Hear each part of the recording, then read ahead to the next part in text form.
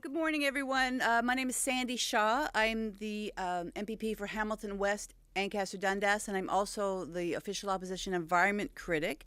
And I'm joined here today by my colleagues, the MPP for Toronto Danforth, Peter Tabbins, who's also the official opposition critic for energy and the climate crisis, and the MPP for Kiiwetinoong, Saul Mamakwa, who's also the critic for Indigenous and treaty relations. And so we're here today because this is World Water Day, and we want to highlight some of the concerns that we have when it comes to the province's water and the future of water in this province. For some of us, when we hear World Water Day, we might think of some of the good memories that we have, spending time by the water with our family, swimming, canoeing. But unfortunately, this is also a day to remember some of the massive failures, policy failures of successive governments, and I have to say especially this government when it comes to protecting our water. So to put it simply, watersheds are of vital importance to us and to our survival. There's no other way around it. And, we know and we should know that watersheds clean our drinking water, they protect endangered species, and they certainly protect us from flooding in our homes and property.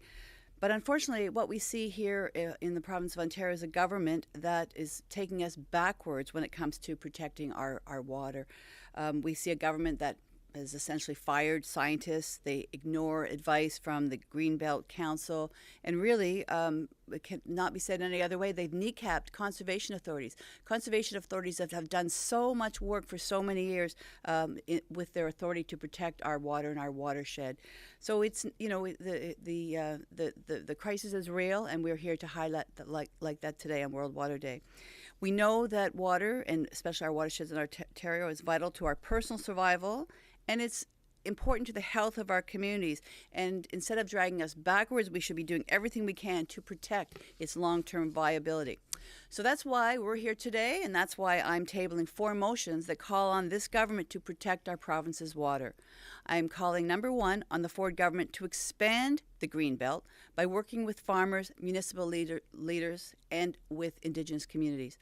I'm calling on the government to work again with Indigenous communities and all orders of government and business leaders and environmental stakeholders to protect 30% of our province's water by 2030.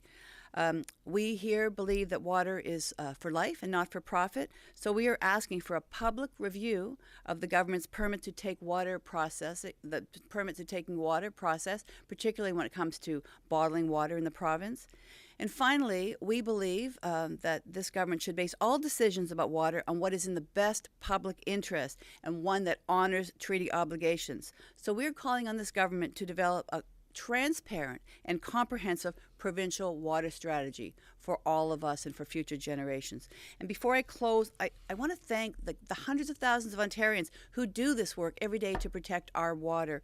All the folks that stood up to protect Duffins Creek in Hamilton. I would like to thank groups like Environment Hamilton and Stewards of Cootes Paradise.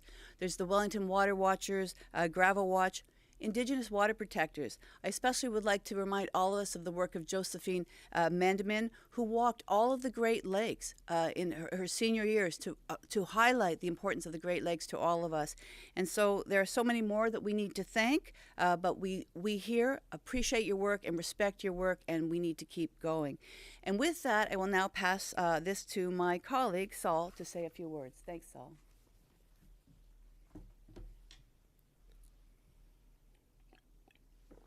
Clean drinking water. Drinking water, yeah.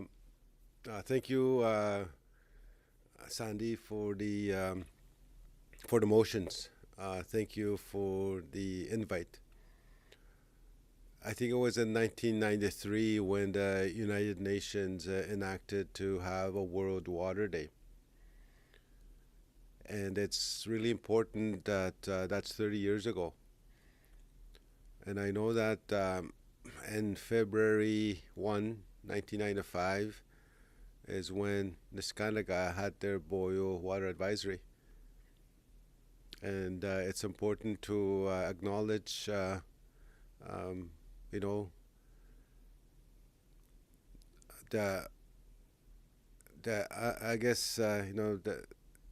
when you see the unwillingness of both levels of government, how they address the boil water advisories on First Nations reserves for Indigenous people in this Canada and in Canada.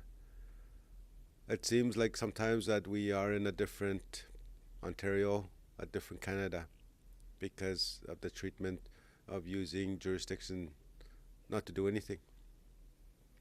I think one of the, when I travel to the riding of Kiewit, you begin to see things happen. The impacts. I know a couple months ago I flew into a community and, they were handing out bottled water. And that's, that signified things. And I'm only there for like the first 15 minutes.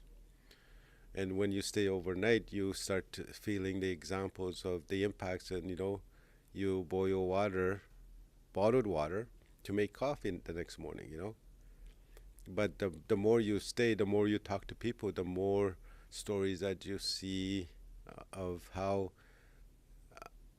people, First Nations people, children as well, are impacted because of the lack of clean drinking water. This is not the 1950s. This is 2023, and we are treated as second-class people when we talk about clean drinking water. So I just like to say that I think the biggest room in the world is the room for improvement, and the room improvement would be giving everybody in Ontario access to clean drinking water. Because